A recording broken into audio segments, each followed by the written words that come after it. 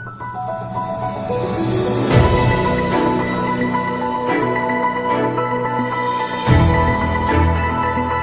अपनी बात मनवाने के लिए ताकत का इस्तेमाल करने की तैयारी में है।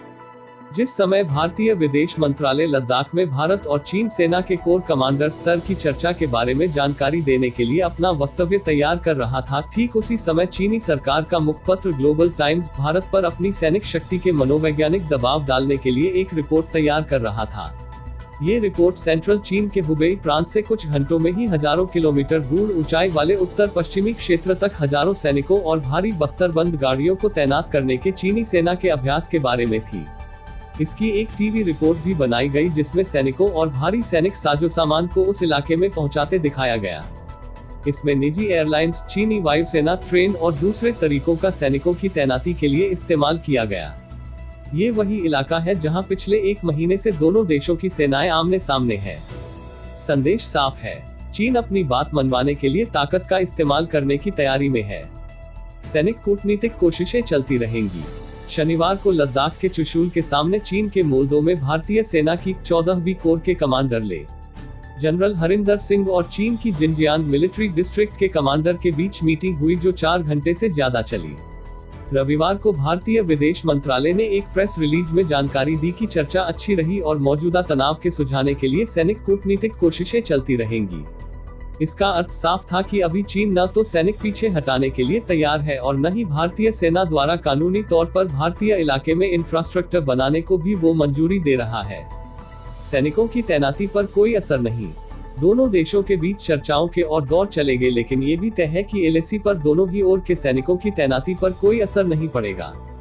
पिछले एक महीने से लद्दाख के गलवान घाटी और पेंगांग झील के किनारे तैनात हजारों सैनिक अभी एक दूसरे के सामने ही तैनात रहेंगे। चीन ने पिछले 70 सालों से हिमालय के ऊपरी इलाकों में सड़कें और रेल मार्गों पर बहुत जोर दिया। 50 के दशक में ही उसने भारत के अक्साई चिन इलाके से सड़कें बनाकर तिब्बत को जिनजियांग प्रांत से जोड़ना शुरू कर दिया था। इतने सालों में चीन ने पूरी एलएसी के पास तक बहुत अच्छी सड़कों का जाल तैयार कर लिया है। उसकी फीडर सड़कें तो एलएसी के बहुत ज्यादा करीब तक पहुंचती हैं। दूसरी तरफ भारत ने कुछ साल पहले ही एलएसी पर इंफ्रास्ट्रक्चर पर काम करना शुरू किया है, लेकिन इस पर भी चीन को आपत्ति है क्योंकि इसका अर्थ एलएसी पर उसके सबसे ताकतवर हथियार के कुंड हो जाने का खतरा है। इस साल अप्रैल में लद्दाख में चीनी सैनिकों के अचानक आक्रामक हो जाने का मुख्य कारण चीन का यही डर है। भारत ने चीन को पेश कर दी एक नई चुनौती। भारत ने अपनी पहली माउंटेन स्ट्राइक कोर तैयार करने की घोषणा कर चीन को एक नई चुनौती पेश कर दी है। अभी की जानकारी के मुताबिक इस कोर में ब्रिगेड से थोड़े बड़े इंटीग्रेटेड बैटल ग्रुप्स होंगे जो बहुत तेजी से कार्रवाई करने के लिए तैयार किए जाएंगे। इनके पास जबरदस्त गोलाबारी की क्षमता के साथ बहुत कम समय में किसी तैनाती के लिए जरूरी एयर सपोर्ट होगा। साथ ही इनमें बख्तरबंद गाड़ियां, सिग्नल कम्युनिकेशन के लिए जरूरी सारे साजो सामान होंगे। ऐसे 11 आईबीजी अरुणाचल प्रदेश के लिए होंगे, यानी चीनी सीमा पर तैनाती के लिए।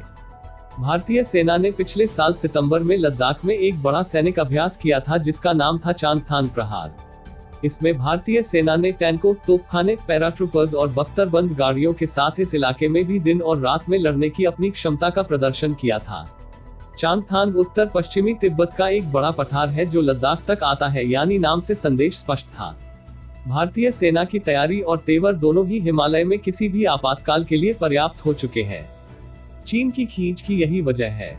चीन के अभी के रुख से यह साफ हो गया है कि कूटनीतिक स्तर पर चर्चाएं अभी लंबी चलेंगी, लेकिन जमीन पर सेनाओं के बीच तनाव कम नहीं होगा।